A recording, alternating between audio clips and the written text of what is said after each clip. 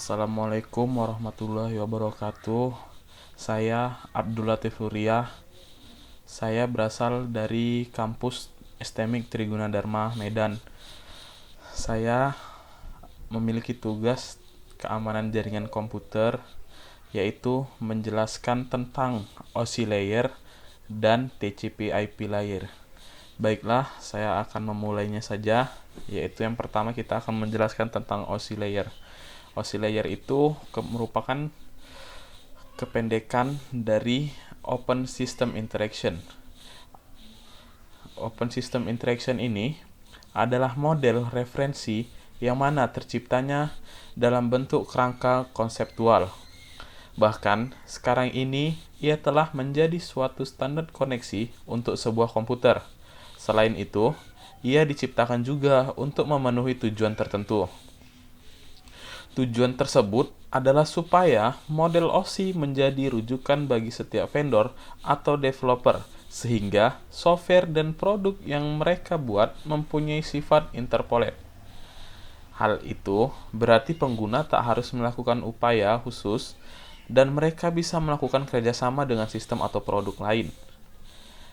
Dan ini merupakan contoh gambar dari 7 layer dari OSI, yaitu yang paling bawah ada physical layer, lalu di atasnya ada data link layer, terus ada network layer, transport layer, session layer, presentation layer, dan aplikasi.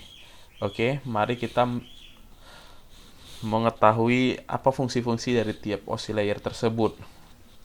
Yang pertama yaitu physical layer. Physical layer ini bisa dibilang adalah layer yang utama. Tanggung jawabnya OSI layer ini adalah dalam melakukan transmisi terhadap bit data. Tentu saja hal ini dilakukan dari physical layer pengirim dan ditujukan kepada physical layer penerima. Nantinya, di sini data juga akan ditransmisikan dengan memakai jenis sinyal yang telah didukung media fisik.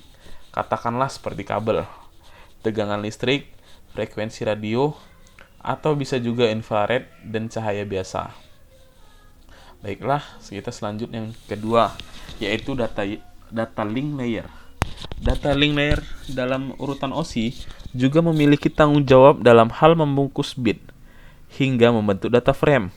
Selain itu, data link layer juga dapat mengelola skema pengamatan fisik, misalnya saja seperti alamat MAC yang ada pada suatu jaringan. Bahkan, bisa dibilang data link layer ini merupakan salah satu yang paling kompleks di antara layer-layer lainnya. Hal inilah yang menjadi alasan terbaginya data link layer menjadi dua subjek, yaitu MAC, MAC itu merupakan media access control, dan juga LLC, yaitu logic link control. Tugas dari MAC sendiri tak lain adalah mengendalikan perangkat dari suatu jaringan transmisi yang mendapat akses ke medium dan juga izin ketika melakukan transmisi data. Sedangkan LLC sendiri bertugas mengidentifikasi, kemudian membungkus protokol network layer dan juga melakukan kontrol terhadap pemeriksaan kesalahan. Layer yang ketiga yaitu network layer. Di antara 7 layer yang ada, network layer memiliki tugas dan mendefinisikan alamat IP. Internet IP itu merupakan internet protokol ya. Hal ini membuat setiap komputer akhirnya dapat terhubung dengan satu jaringan. Bahkan tak hanya itu, network layer juga berfungsi untuk melakukan proses routing sehingga membuat header pada paket-paket data yang ada.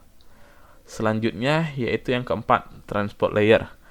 Untuk mengirim pesan antar dua atau lebih host yang ada dalam jaringan, maka ini adalah tanggung jawabnya dari transport layer. Selain itu, ia juga menangani adanya pemecahan serta penggabungan pesan, kemudian juga melakukan kontrol untuk keadaan jalur koneksi yang sudah diberikan.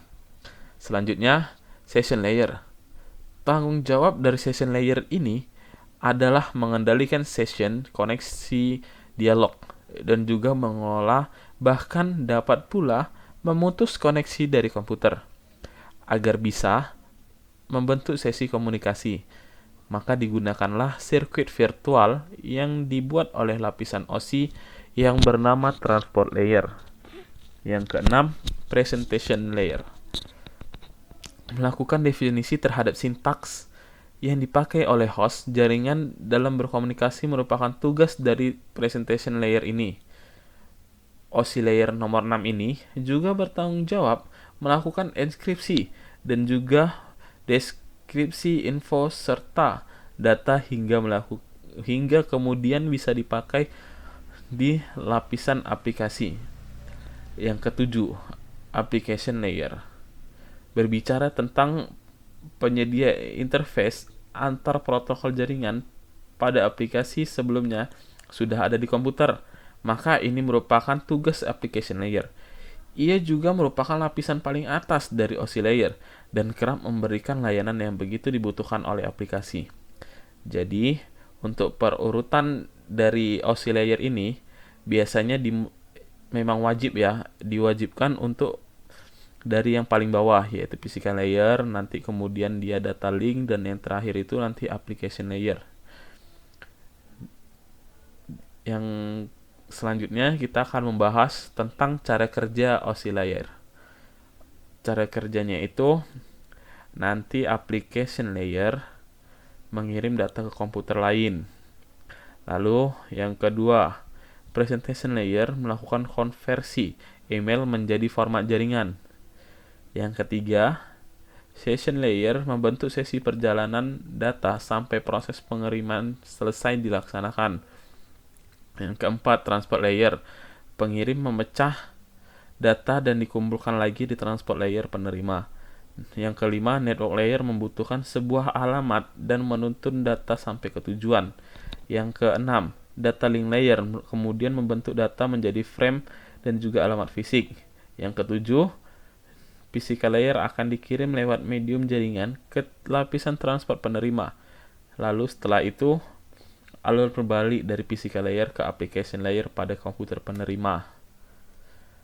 Yang kedua kita akan membahas tentang TCP/IP, yaitu TCP/IP itu merupakan protokol standar yang mengatur komunikasi data komputer, baik proses download maupun upload di internet, serta dapat berdiri sendiri tanpa harus dipasang pada perangkat jaringan apapun. TCP/IP menjadi protokol standar yang paling banyak digunakan dalam pertukaran data dalam jaringan internet global. Komputer yang saling terhubung ke internet berkomunikasi dengan protokol ini karena menggunakan bahasa yang sama, yaitu protokol TCP/IP, sehingga perbedaan jenis komputer ini tidak berpengaruh. Dan ini merupakan susunan dari TCP/IP layer ya. Adapun karakteristiknya, yaitu TCP/IP sendiri memiliki karakteristik di antara lain. Yang pertama, komputer saling terhubung ke internet, terkomunikasi dengan protokol ini karena menggunakan bahasa yang sama, sehingga perbedaan jenis komputer dan sistem operasi tidak berpengaruh. Yang kedua, dapat dijadikan sebagai alamat umum melalui IP address. Karakteristik ini membuat setiap perangkat yang memiliki protokol ini mempunyai sebuah alamat unik dalam jaringan komputer global. Yang selanjutnya, TCP/IP, sebuah protokol standar yang gratis, terbuka, dan dikembangkan dari perangkat keras komputer sehingga bersifat independen. Adapun fungsi TCP/IP ini adalah TCP/IP sendiri ini hanya konsep dan aturan bagaimana mengolah data dari komputer yang akan dikirim dan diterima oleh komputer menggunakan jaringan internet. Sebelum data dikirim atau diterima, harus melalui beberapa tahapan dan proses secara hardware dan software. Proses inilah yang dapat dijadikan pada lapisan atau layer yang dapat menjelaskan alur data komunikasi. Adapun perbedaan antara TCP/IP dan OSI layer tadi, yaitu yang pertama, TCP/IP lebih populer digunakan karena lebih sederhana ketimbang OSI layer.